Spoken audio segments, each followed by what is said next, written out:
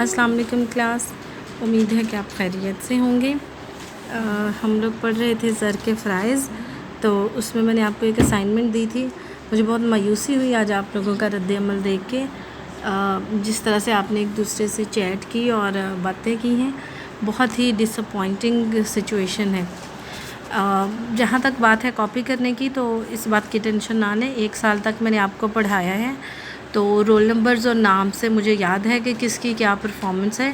तो जो लिखा है उससे पता चल जाता है कि इस बंदे ने ख़ुद से लिखा है या किसी का कॉपी किया है। तो इतना ज़्यादा इस बारे में पॉजेसिव होने की ज़रूरत नहीं है कि उसने मेरा कॉपी किया और उसने किया।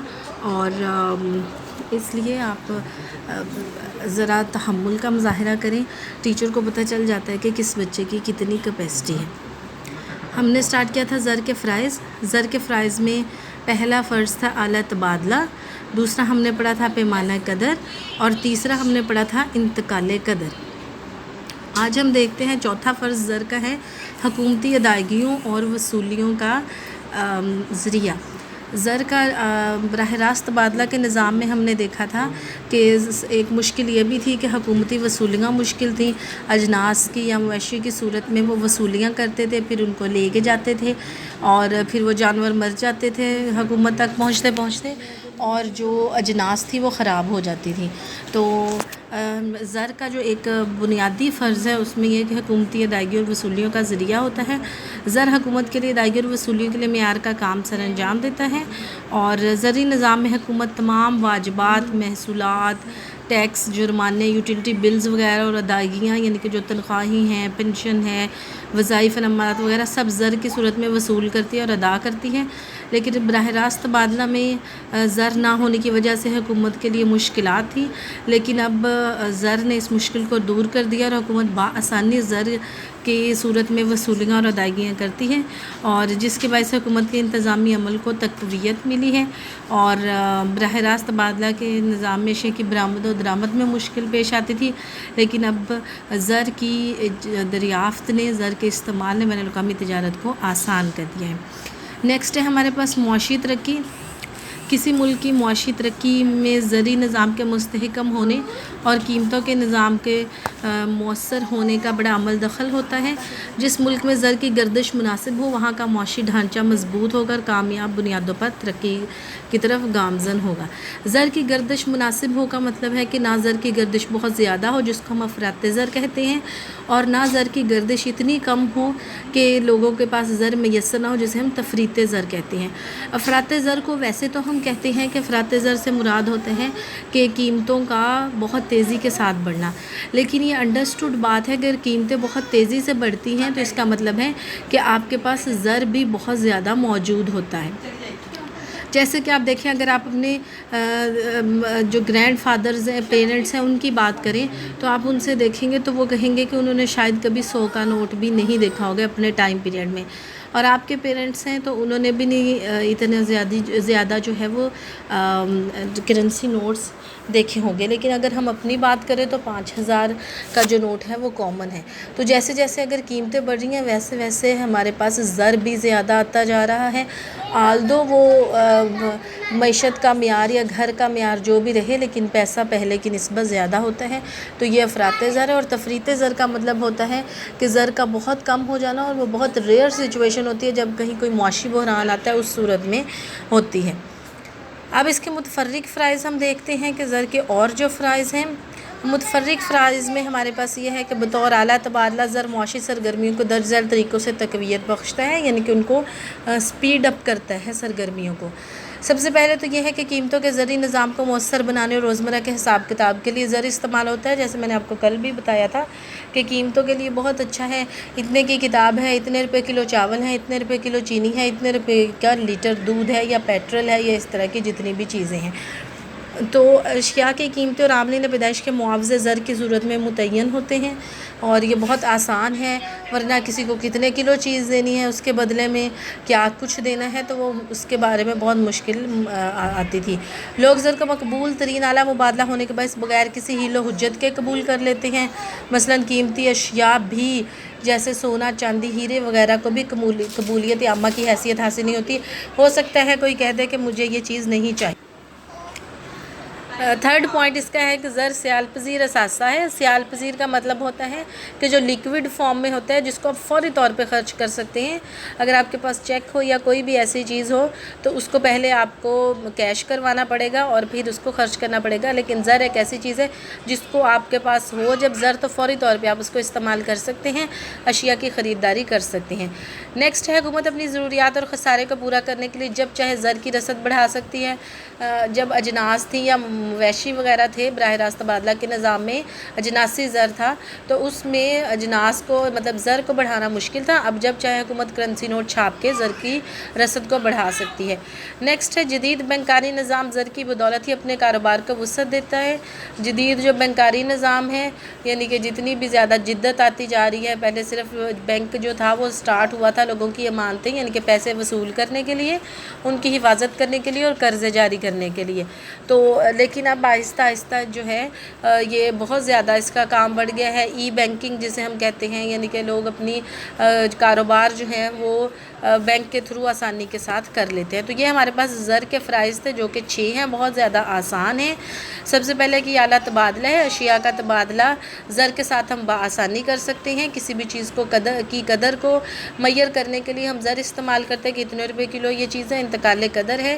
دولت کو ایک جگہ سے دوسری جگہ منتقل کرنا جو ہے وہ زر کی صورت میں بہت زیادہ آسان ہے۔ پھر حکومتی ادائیگی اور وصولیوں کا ذریعہ ہے۔ معاشی ترقی میں زر بہت اہم کردار ادا کرتا ہے۔ چیزوں کی قیمتیں مستحکم ہوں گی۔ مستحکم کا مطلب ہے یہ نہیں کہ رکی رہیں گی، معین ہوں گی، بلکہ بڑھیں گی بھی تو ایک خاص تناسب سے بڑھیں گی، تو اس طرح سے لوگوں کو زیادہ مسائل کا سامنا نہیں کرنا پڑے گا۔ اور پھر متفرق فرائض ہیں۔ اب نیکسٹ ہے ہمارے پاس زر کی اقسام۔ زر کی کون سی اقسام ہے؟ یہ بہت آسان ہے، اگر آپ سمپل سا اپنی میموری ریکال کریں تو آہستہ آہستہ یہ ساری جو آپ کو سینس بنتی جائے گی۔ سب سے پہلے دھاتی زر تھا، سونے چاندی کی شکل میں۔ جب ہم ہسٹری پڑھتے ہیں تو ہمیں یہ ساری چیزیں پتہ چلتی ہیں، اشرفیاں تھیں اور یہ سارا کچھ۔ پھر معیاری زر تھا، اور پھر علامتی زر ہے، کاغذی زر ہے۔ کاغذی زر کی آگے 2 قسمیں ہیں، بدل پذیر کاغذی زر اور غیر بدل پذیر کاغذی زر۔ پھر قانونی زر ہے، قانونی زر کی آگے 2 قسمیں ہیں، محدود قانونی زر اور غیر محدود قانونی زر۔ اعتباری زر، قریبی زر اور حسابی زر۔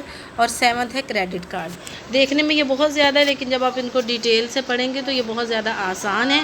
سب سے پہلے ہم دیکھتے ہیں کہ دھاتی زر۔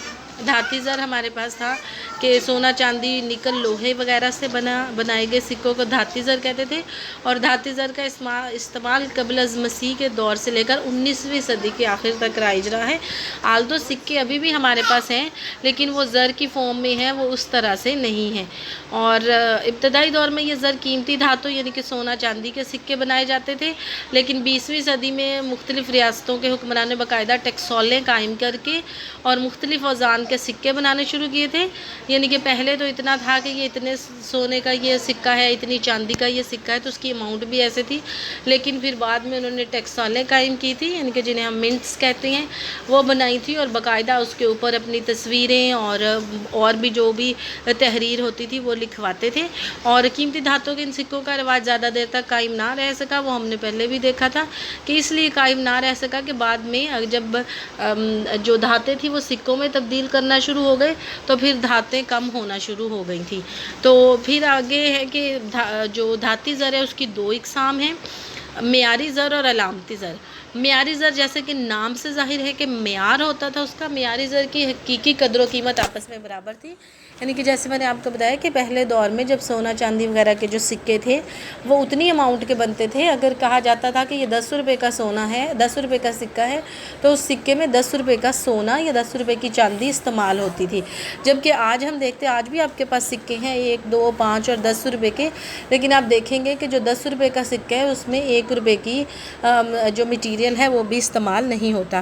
تو یہ معیاری زر وہ تھا کہ حقیقی اور جو قدر قیمت ہے اور ظاہری جو ہے وہ آپس میں برابر ہوتی ہیں، یعنی کہ جتنی روپے کی مالیت اوپر لکھی ہوتی تھی کہ یہ سکہ ہے، اصل میں بھی وہ سکہ اتنے روپے کا ہی ہوتا تھا۔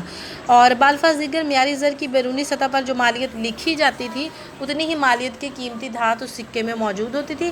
1893 سے قبل برِ صغیر میں استعمال ہونے والا سکہ پوری مالیت کا تھا، لیکن پھر 19ویں صدی کے سٹارٹ میں اوائل میں دھاتوں کی قلت کی وجہ سے ان معیاری سکوں کا اجرا بند کر دیا دیا گیا. اب کسی بھی ملک میں معیاری سکے نہیں ہوتے, سکے استعمال ہوتے ہیں سارے ممالک میں, لیکن قیمتی دھاتوں سے نہیں بنے ہوتے بلکہ وہ عام میٹیریل سے بنے ہوتے ہیں. دوسرا ہمارے پاس ہے علامتی زر. علامتی زر حقیقی قدر و قیمت جو ہے وہ برابر نہیں ہوتی, بلکہ اس میں جو میٹیریل ہے وہ بہت کم ہوتا ہے, اتنا زیادہ قیمتی نہیں ہوتا جتنا کہ اوپر لکھا ہوتا ہے. جیسے کہ آج کل 10 روپے کے سکے تو اس میں 10 روپے کا میٹیریل نہیں ہوتا, وہ صرف علامت ہے کہ یہ 10 روپے ہیں, ایکچولی اس میں اتنی میٹیریل اتنا استعمال نہیں ہوتا. تو سکوں کی نسبت کاغذی نوٹوں کی ظاہری مالیت تو حقیقی مالیت سے کہیں زیادہ ہوتی ہے. اس وقت دنیا کے تمام ممالک میں علامتی زر ہی زیر گردش ہے, جسے حکومت کی قائم کردہ ٹیکس ہالیں جاری کرتی ہیں. جو نوٹ ہیں وہ بھی ہمارے پاس علامتی زر کے زمرے میں ہی آتی ہیں. تو یہ آپ نے تیار کرنا ہے, بہت آسان ہے. اگر کوئی کویسچن ہے تو آپ اس کو پوچھ سکتے ہیں, اور برائے مہربانی اپنا کام ایمانداری سے کریں, اور یہ آپ کے پاس ایک گولڈن اپرچونٹی ہے جس کو آپ اویل کریں.